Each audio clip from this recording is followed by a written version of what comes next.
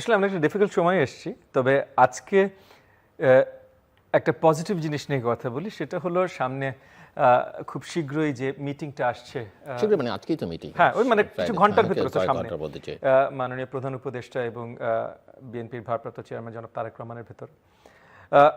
মাননীয় প্রধান উপদেষ্টা সম্বন্ধে আমরা সবাই জানি, পজিটিভ নেগেটিভ যেটাই হোক আমরা সবাই জানি, এবং আমরা সবাই তাকে পছন্দ করে অগস্টের 5 তারিখে এই প্রধান উপদেষ্টার চেয়ারটা নেবার জন্য তাকে আমরা আবেদন জানাই এবং উনি অ্যাকসেপ্ট করেন। সেই হিসেবে 9 মাস 10 মাস সরকার চলে গেছে। এই সরকারের আমি মনে করি প্রধান ম্যান্ডেট ছিল জনগণের প্রধান যে অধিকার, ভোট দেওয়ার অধিকার, সেটা ফিরিয়ে দেওয়া। যাই হোক, তবে আজকে যে জায়গাটা আমি এই জায়গায় আলোচনা আসতে চাই যে এই মিটিংটাতে দুটো পক্ষ, জনাব তারেক রহমান, প্রধান উপদেষ্টা ডক্টর মোহাম্মদ ইউনূস।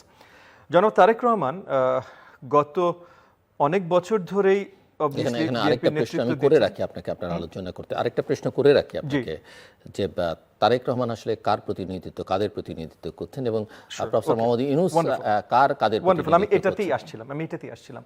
সো জনাব তারেক রহমান গত অনেক বছর ধরে বিএনপি নেতৃত্ব দিচ্ছেন, আন্দোলনে নেতৃত্ব দিচ্ছেন। গত বেশ কয়েক বছর ধরে যখন থেকে আমরা যুগপৎ আন্দোলনটা আরো সরব হলো, যখন থেকে আসলে শেখ হাসিনার স্বৈরাচারী মনোভাব, স্পেশালি যে 2018 নির্বাচন, 14তে তো হয়েছিল অনেক কিছু, তারপর 18তে আমরা একটা সর্ট অফ চেষ্টা করেছিলাম নতুনভাবে আমরা একটা পথ দেখতে। 2018 নির্বাচনের পর যে স্বৈরাচারী মনোভাবটা একদম পরিষ্কার হলো, যেই জায়গা থেকে ওই যে ফ্যাসিজমের যাত্রা একদম পরিষ্কারভাবে শুরু হয়ে গেল, ওই জায়গাটা থেকে কিন্তু পরিষ্কার এই ফ্যাসিজমের বিরুদ্ধে বা এই স্বৈরাচারীর বিরুদ্ধে আন্দোলনে ফুল নেতৃত্ব দিয়েছেন জনাব তারেক রহমান। এবং সেই জায়গা থেকে সেই আপনি 2018 বলেন, 20 বলেন, 23 বলেন, 24-এর গণ আন্দোলন বলেন, প্রত্যেকটা জায়গায় আমরা যুগপথের যারা ছিলাম সকলে একত্রিতভাবে কিন্তু উনার নেতৃত্বের ছায়াতলে ছিলাম। সো উনি নেতৃত্ব দিয়েছেন, আমরা সেই ফলো করে এক পর্যায়ে আমরা দেশকে এই ফ্যাসিস্ট বা এই স্বৈরাচার মুক্ত করতে সম্ভব মানে সক্ষম হয়েছি। এই জায়গা থেকে দেশের পুরো তরুণ সমাজ আমাদের সাথে ছিল, এবং আমরা বলতে পারি তরুণ সমাজ অগ্রাধিকার ভূমিকা পালন করেছে, যে কোনো আন্দোলনে তরুণরাই করে। কিন্তু সেই তরুণ সমাজের নেতৃত্বর সাথেও কিন্তু জনাব তারেক রহমান অতপ্রুতভাবে জড়িত ছিল, তাদেরকে সহযোগিতা করা, তাদেরকে দিক নির্দেশনা দেওয়া। সো এখন সহযোগিতা, দিক নির্দেশনা, এটাকে যদি আপনি নেতৃত্ব না বলেন তাহলে আপনি কোন জিনিসটাকে নেতৃত্ব বলবেন আমি আসলে জানি না। সো ওই হিসেবে বলছি যে আমরা ডিরেক্টলি মেনে নিচ্ছি যুগপৎ আন্দোলনে, আমরা সবাই ডিরেক্টলি মেনে নিচ্ছি উনার নেতৃত্বে আমরা আন্দোলন করেছি।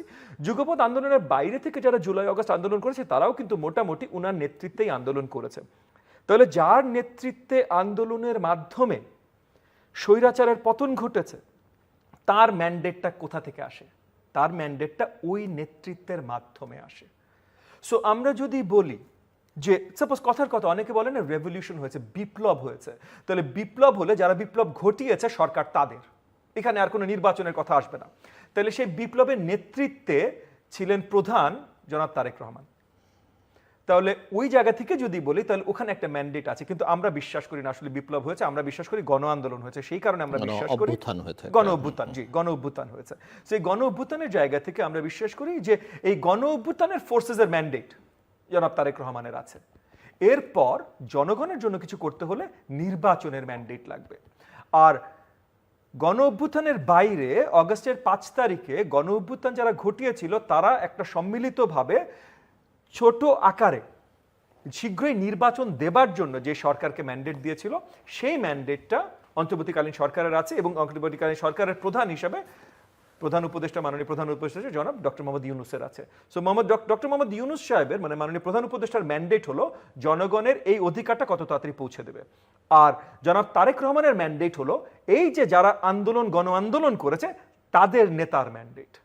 সো ওই জায়গা থেকে তাদের নেতা যখন শুনতে চায়, জানতে চায় যে এই অধিকার, যে অধিকার বাস্তবায়ন করার জন্য ম্যান্ডেট দিয়ে একটা অন্তর্বর্তীকালীন সরকারকে বসানো হয়েছে, তখন এই অন্তর্বর্তীকালীন সরকারের আসলে দায়িত্ব আছে জানানো যে এই ম্যান্ডেটটা তারা পালন কিভাবে করবে, কবে নির্বাচন দিবে এবং কিভাবে নির্বাচন দিবে। এখন এই যে আলোচনায় এসছে, সেই আলোচনায় কি নিয়ে আলোচনা হতে পারে? এখন প্রধান আলোচনা তো ভাই নির্বাচন। এক নির্বাচনের এই জায়গাটায় এগেন জনাব তারেক রহমান কিন্তু প্রথম থেকে, এগেন আমি পরিষ্কার, আমরা যেহেতু যুগপৎ আন্দোলনের সঙ্গী এবং সারাক্ষণ একসাথে কথা বলছি, এখানে আপনার শোতে আসার আগেও ওনার সাথে বেশ লম্বা একটা মিটিং করে এখানে আসলাম। সো মানে অতপ্রুতভাবে আমাদের একটা ইস্যু আছে যে কে কি করছেন। তো জনাব তারেক রহমানের কিন্তু প্রথম থেকে প্রশ্ন হলো যে পরিষ্কার নির্বাচনের রোডম্যাপটা আগে জানান।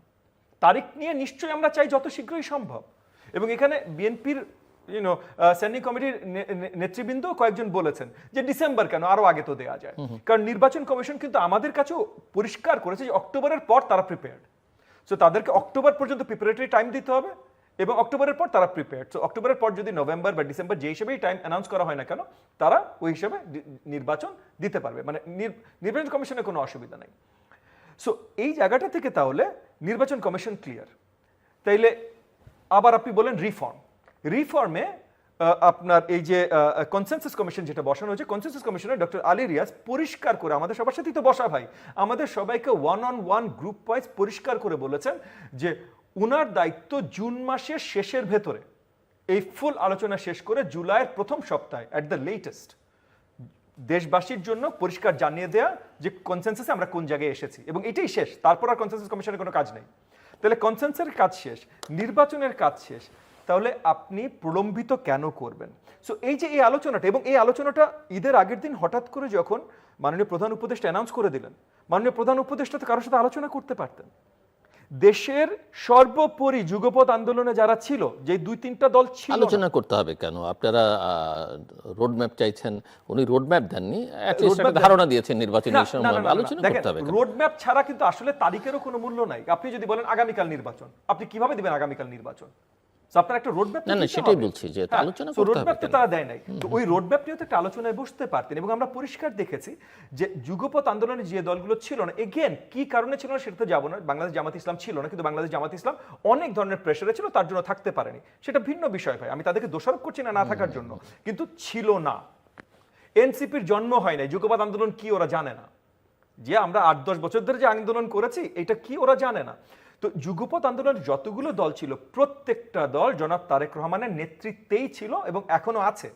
এই প্রত্যেকটা দল, মানে যারা আসলে ত্যাগ স্বীকার করেছে, আন্দোলন করেছে স্বৈরাচার সরানোর জন্য, প্রত্যেকটা দল তারেক রহমানের সাথে একমত, এবং তারেক রহমান সাহেব তাদের সব মতামত নিয়েই বলেছে। আপনি কি আশা করছেন আজকের বৈঠক থেকে?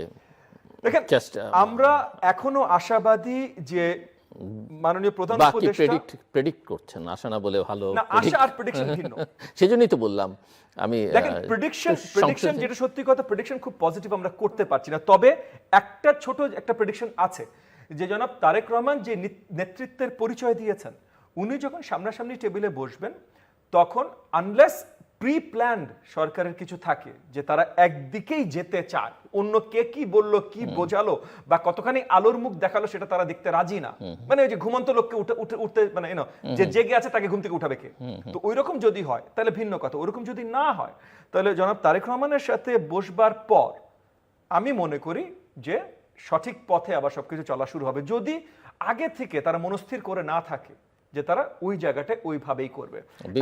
Before December or after December, again more important to road map.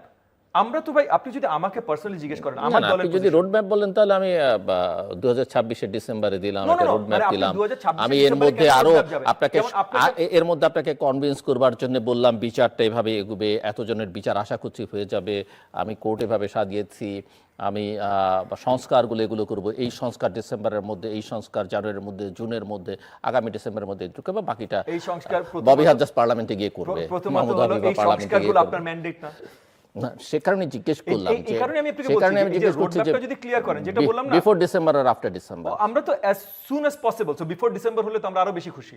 আমাদের ডেডলাইন হলো ডিসেম্বর, পরে গেলে অসন্তুষ্ট না, আমাদের ডেডলাইন হলো ডিসেম্বর, বিফোর ডিসেম্বর হলে আমরা আরো বেশি খুশি, কিন্তু before December cut off line. প্রধান উপদেষ্টা বলছেন এপ্রিলের প্রথমার্ধ, এপ্রিল কেন? মানে আগে ওনার একটা বক্তব্য ছিল যে যেটা আপনি খানিকটা উচ্চারণ করেছেন যে মিনিমাম সংস্কার হলে ডিসেম্বরের মধ্যে, একটু বেশি সংস্কার হলে আমরা জুন পর্যন্ত সময় নিতে হবে, কিন্তু এবার তো স্পেসিফিক উনি বললেন যে এপ্রিলের প্রথমার্ধ।